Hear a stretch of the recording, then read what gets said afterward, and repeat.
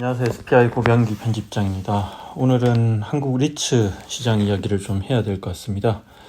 최근 이제 한국 리츠 시장 분위기가 심상치 않죠. 여러 가지로 이제 악재들이 이제 겹친 그런 형국인데요. 매크로 이슈도 이슈지만 지금은 이제 매크로 이슈보다는 한국 리츠 시장의 개별 리츠들 이슈가 더 크게 어떤 부정적인 센티멘털로 작용하는 것 같고요. 특히 리파이낸싱 그리고 유상증자 그리고 개별 리츠들의 어떤 신규 자산 편입 과정에서 불거지고 있는 자산 유동화 창구라는 어떤 오명까지 여러 가지 이벤트가 발생하면서 전반적으로 상장 리츠 시장이 큰 어떤 충격을 받고 있습니다. 지난주 한 주 동안 상장 리츠 시장은 4%대 정도의 하락을 보였는데요.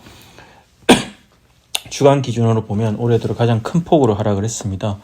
2018년 이후 상장된 21개 리츠 중 무려 이제 20개가 상장을 했고, NH 프라임 리츠를 제외한 이제 20개 리츠가 일제히 하락을 했습니다.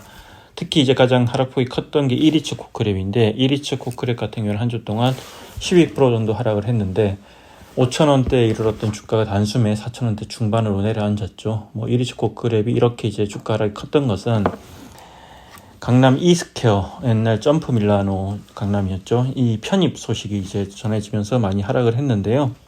네, 오늘은 그래서 지금 시장에서 큰 이슈가 되고 있는 이 1리츠 코크랩에 대한 이야기를 해보겠습니다. 사실 1리츠 코크랩은 2018년 6월에 상장한 리츠죠. 우리나라 이제 상장 리츠 시장을 이제 통상적으로 말할 때 2018년부터 본격적으로 개화됐다고 얘기를 하는데, 그때 이제 첫 상장을 알린 리츠이고, 그 2018년 1리츠 코크랩 시작으로 1리츠 코크랩 포함해서 지금까지 21개 리츠가 상장을 해서 빠르게 이렇게 리츠가 상장 리츠가 늘었죠. 1리츠 코크랩에 대해서는 사실 이제 그간 많이 다루지는 않았습니다. 많이 안 다뤘던 이유가 이게 여러 가지 이슈가 크게 많지 않았는데, 그동안은 신규 자산 편입이나 이런 게 별로 없었는데, 이번에 이제 큰 아주 이슈가 불거졌습니다. 일단 이번에 이제 1리츠 코크랩을 보면 처음 상장할 때는 이제 이랜드 리테일이 책임 임차하는 6호와 세계점, 야탑점과 일산점, 평촌점 이 3개점을 기초자산으로 증시에 입성을 했고, 그리고 곧바로 공모를 통해 조달한 자금을 바탕으로 2001 아울렛 중개점과 2001 아울렛 분당점을 편입해서 현재 5개의 기초자산을 보유하고 있는 그런 리츠입니다. 사실 이제 1리츠 코크랩의 성장 전략을 보면 시장에 나온 경쟁력 있는 자산, 제3자 자산도 편입할 수 있다 이렇게 얘기를 하고 있지만, 실제로는 스폰서가 보유하는 자산을 유동화하는 리츠, 그런 리츠라고 보면 되고요. 실제로 이제 외부 자산을 편입하려는 유의미한 움직임은 지금까지 없었습니다. 그래서 이제 스폰서 리츠를 중심으로 이렇게 성장 전략을 추구한 리츠인데, 그마저도 사실 상장 이후로 신규로 편입한 자산은 없었습니다. 즉 다시 말해서 강남 이스퀘어는 1리츠 코크랩이 처음으로 편입하는 자산인데요. 그렇기 때문에 이게 상장 6년여 만에 처음으로 편입한 자산이기 때문에 상당히 의미 있게 볼 필요가 있고요. 그래서 이 같은 상징성을 감안하면 이번 자산 편입이 결국 1리츠 코크랩의 성격과 특징, 방향성을 말해주는 그런 중요한 이벤트라고 생각을 합니다. 근데 이제 보면 이 중요한 이벤트가 무려 이제 6년 만에 처음으로 이제 편입한 자산이 상당히 이렇게 부정적인 평가를 받을 수밖에 없습니다. 사실 이제 1리츠 코크랩 같은 경우에는 그간 신규 자산 편입에 소극적인 이유는 리츠 자체의 장기적인 성장 전략이 부재했기 때문인데요. 사실 이제 1리츠 코크랩의 AMC는 코랑코 자산 신탁이긴 하지만, 사실 이 1리츠 코크랩은 의사결정에는 지분의 45%를 보유하고 있는 스폰서인 이랜드 리테일이 아주 중요하고요. 아주 중요한 영향을 미칩니다. 근데 지금까지 이제 이랜드 리테일이 보여준 모습은 리츠를 하나의 독립된 비즈니스 보고 키우는 것이 아니라 이랜드 그룹의 유동화 창구로 여기는 것으로 보이고요. 그러면서 동시에 스폰서 지분을 유지하려고 합니다. 그래서 리츠에 대한 어떤 소유권, 컨트롤심을 가져가고 싶어 하기 때문에 이 자금력이 전반적으로 부족한 이랜드 그룹, 이랜드 리테일에서는 보다 적극적으로 자산을 편입하기가 어려웠죠. 왜냐하면 신규 자산을 편입하면서 지분을 추가 출자가 필요한데, 그런 점들이 상당히 부정적이었던 그런 스폰서였고요. 그리고 이 같은 배경을 감안하면 1리츠 코크랩의 이번 강남 이스퀘어 편입은 사실 이제 리츠의 장기적인 성장 전략에 기반을 둔 선택이 아니라, 결국은 재무구조 개선에 어려움 겪고 있는 이랜드 리테일이 갈 때까지 갔고 더 이상 다른 선택지가 찾기 힘들어지자 결국은 리츠를 활용해서 유동화 창구로 쓴다. 이렇게 볼 수밖에 없습니다. 그래서 이제 이번 강남 이스퀘어 인수 추진을 통해서 이 리츠 코크랩의 성격이 더욱 명확해졌다고 봐야 하고요. 상장 6년 만에 이렇게 처음으로 자산을 인수하기라는 이 같은 결정이 결국 이 리츠 코크랩은 악수가 될 가능성이 상당히 높고요. 이제 전반적으로 이번에 이제 보면 이 리츠 코크랩이 강남 이스퀘어를 편입을 추진하는 그 과정을 보면 실은 리츠 MCN 코랑코 신탁도 크게 어떤 영향을 미친다고 보이진 않고요. 또한 동시에 주요 주주들과도 교감을 한 모습은 안 보입니다. 결국 이랜드 리테일이 자체적으로 그룹의 니즈, 스폰서의 니즈에 따라서 이렇게 진행을 하는 것으로 보이고요. 실제로 지배 구조가 그렇습니다. 이게 보면 이번에 편입하는 자산은 일단 자산 자체도 그렇게 썩 좋은 자산이라는 평가를 못 받는데요.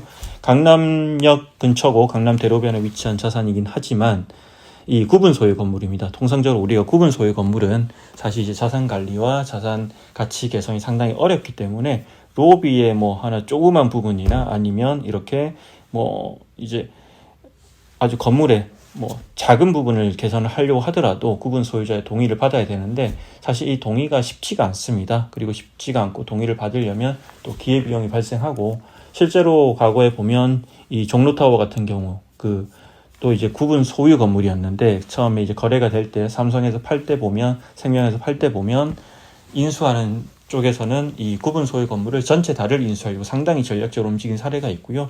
또 최근에 이제 3호 시장에서 거래가 된 K스퀘어 시티라고 옛날 시티은행, 다동 시티은행이 있는데 이것 같은 경우에도 구분 소유 건물인데 이렇게 이제 거래가 된 이후에도 구분 소유자가 남아있기 때문에 또 이슈가 되는 그런 상황이 계속되고 있고 실제로 이 도심이나 뭐 이런 곳에는 이 지분이 대지 지분이 상당히 복잡하게 얽혀 있고 그런 지분들이 과거에 건물을 개발할 때도 그대로 이제 고스란히 반영돼서 구분 소유자 건물들이 많은데 상당히 자산 관리가 어렵습니다.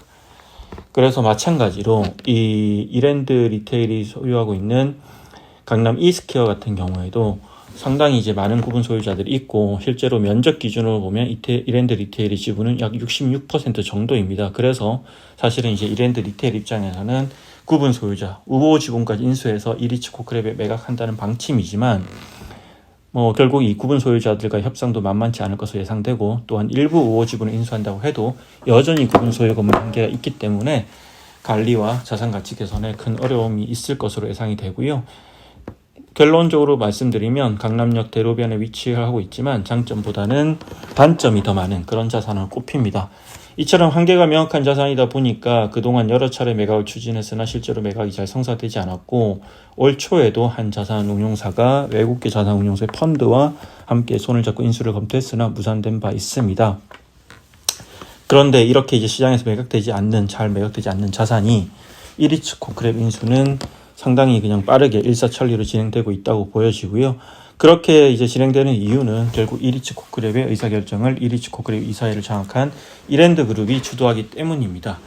이 리츠 같은 경우에는 총 자산 AUM의 100분의 30을 초과하는 자산에 대해서만 주주총회 결의를 거치도록 되어 있는데 이번에 이제 이 리츠 코크랩이 인수하는 이 강남 이스퀘어와 같이 총 자산의 30% 미만인 경우에는 이사의 결의만으로 편입이 가능하도록 되어 있습니다. 근데 이제 이 2024년 6월 30일 기준으로 이 리츠 코크랩의 이사회를 보면 주요 이제 이사들이 이제 이랜드 계열사 직원이거나 또 그 외에는 이런 회계법인, 법무사 등의 인력들이 있는데 이런 이제 또 일부 인력들은 적극적인 목소리를 내는 인력도 있지만 사실 회계법인, 법무사 이런 인력들은 대부분 업무 관계에 얽혀 있기 때문에 이런 이사회에서 이랜드 그룹 계열사들이 장악한 이사회에서 큰 목소리를 내기 힘든 구조입니다. 사실상은 스폰서인 이랜드 리테일이 주도하는 그런 구조라고 봐야 되고요. 이러한 거버넌스 구조에서는 실제로 시장의 합리적인 의견이 반영될 여지가 상당히 떨어진다고 그렇게 볼 수 없습니다. 그래서 이번에 이 리츠 코크랩의 어떤 그 강남 이스퀘어 인수도 그런 이제 이랜드 그룹의 이해관계에 따라서 진행된다고 봐야 하고요. 사실 이제 또 좀 얘기 드리고 싶은 거는 실은 이 리츠 코크랩 같은 경우에는 그렇다면 이제 평상시에 그 이랜드 리테일이 엄청나게 이런 이 리츠 코크랩 주가 관리와 이 리츠 코크랩의 어떤 리츠로서의 어떤 뭐 경쟁력 강화에 신경을 쓰느냐, 꼭 그렇지도 않습니다. 사실 이제 그러니까 제가 취재 과정에서 느끼는 거는 이 평상시에는 이리츠 코크랩에 대해 아예 신경을 안 씁니다. 그냥 내부를 두다시피 하는데, 또 이렇게 이랜드 리테일이나 이랜드 그룹 계열사들이 뭔가 급할 때는 또 이리츠 코크랩을 이렇게 찾는 이런 형태가 반복되고 있기 때문에 상당히 우리가 이제 스폰서 리츠에 대해 갖고 있는 부정적인 인식을, 이미지를 더 강화시키는 그런 이벤트가 될 것으로 보이고, 리츠 시장 전반에 어떤 긍정적인 영향보다는 부정적인 영향을 끼칠 수 있는 그런 이벤트이기 때문에 많이 우려가 됩니다. 즉, 한국 스폰서 리츠가 가진 문제점을 고스란히 보여주는 이번에 그런 사례라고 생각이 되고요.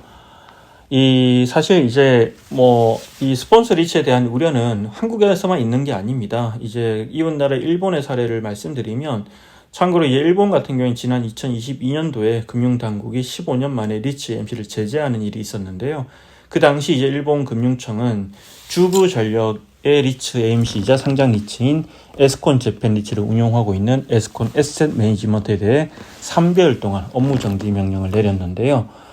이 당시 그 이유는 모회사가 가진 자산을 고가로 매입해서 리츠에 편입하면서 투자자들에게 손해를 끼쳤다는 이유에서입니다.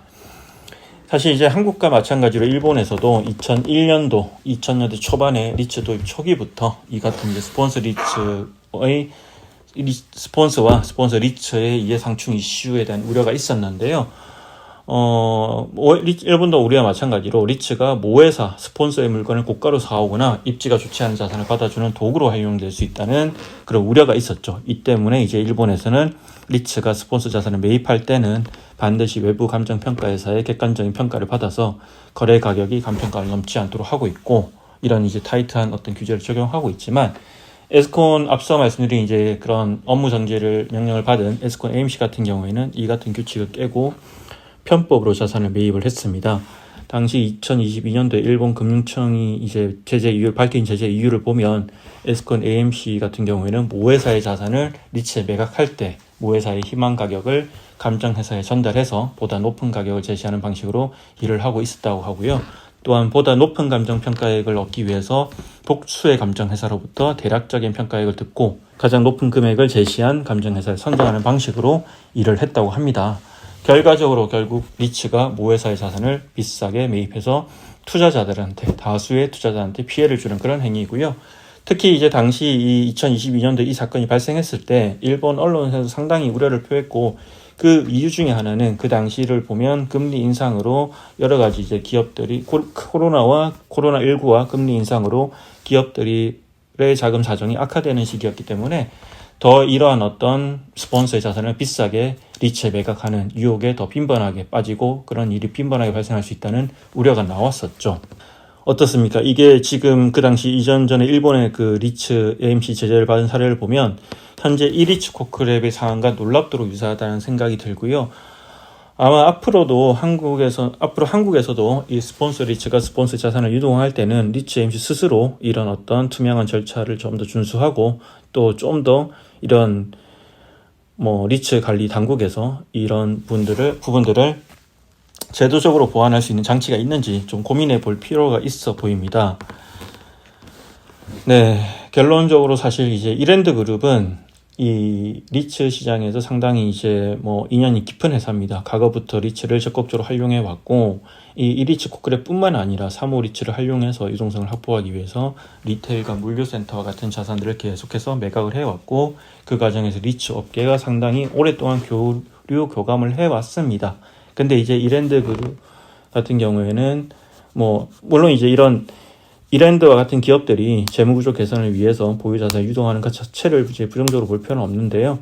하지만 그 과정에서 이제 시장과 충분히 소통하고 교감하려는 노력은 필요해 보이고, 또 이런 것들이 결국은 이제 스폰서와 리츠의 이해관계는 상충될 수밖에 없는데, 결국 어느 한쪽의 이해관계에 지나치게 치우치게 되면 시장의 신뢰가 형성되기 어렵고, 결국은 이제 이랜드도 결국 리츠 시장이 있어야만 이런 식으로 계속 할 수 있기 때문에 장기적으로 보면 어떤 한국 리츠 시장뿐만 아니라 전체적으로 이제 이 한국 기업들한테도 부정적인 영향을 줄 수 있는 그런 이제 이벤트라고 생각을 합니다. 그렇기 때문에 이번 이리츠 코크랩의 어떤 자산 유동화 이벤트는 상당히 중요하게 봐야 되고, 좀 더 이제 아직 편입을 한 상태가 아니기 때문에 좀 더 슬기로운 이제 해결책을 찾기를 기대해 보겠습니다. 이상으로 이리츠 코크랩에 대한 소식을 전해드렸습니다. 고맙습니다.